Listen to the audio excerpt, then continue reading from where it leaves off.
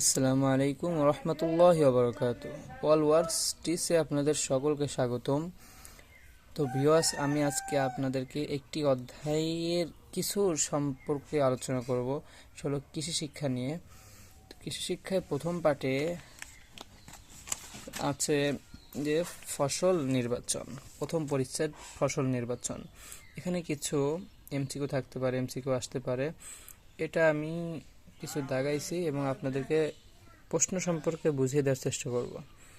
তো ফসল নির্বাচন, মাটি ও পরিবেশের বৈশিষ্ট্য অনুযায়ী ফসল নির্বাচন।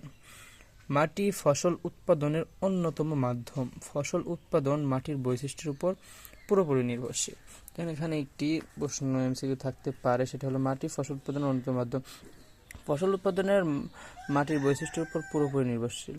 প্রশ্ন থাকতে পারে, ফসল উৎপাদন কিসের উপর নির্ভরশীল? তো উত্তর মাটির বৈশিষ্ট্যর। এরপর একটি আছে, মাটি হচ্ছে পানি ও পুষ্টির প্রাকৃতিক উৎস। এখানে একটি প্রশ্ন থাকতে পারে, পানি ও পুষ্টির প্রাকৃতিক উৎস কি? উত্তর মাটি। সব মাটিতে সব ফসল জন্মায় না, যেমন ধান গাছ কাদামাটি বা কাদা দোআঁশ মাটিতে ভালো জন্মে। অপরদিকে চীনাবাদাম বেলে বা দোআঁশ মাটি পছন্দ করে।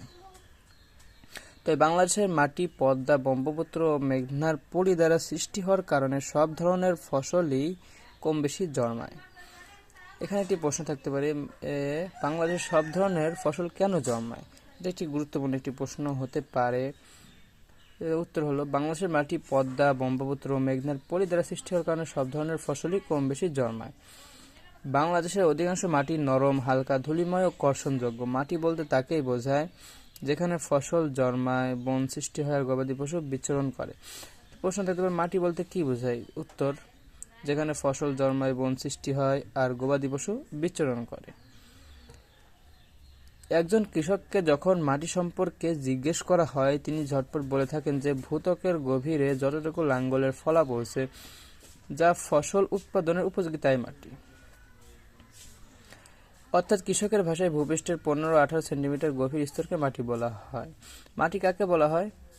কৃষকের ভাষায় মাটি কাকে বলা হয়? এটি প্রশ্ন থাকতে পারে। উত্তর, কৃষকের ভাষায় ভূপৃষ্ঠের 15-18 সেন্টিমিটার গভীর স্তরকে মাটি বলা হয়। অতএব ফসল উপযোগী মাটির বৈশিষ্ট্য এই স্তরে নিহিত। আগেই বলা হয়েছে যে বাংলাদেশের মাটিতে অল্প বিস্তর সব ফসলই জন্মে, কিন্তু সব অঞ্চলের মাটির বৈশিষ্ট্য একরূপ নয়।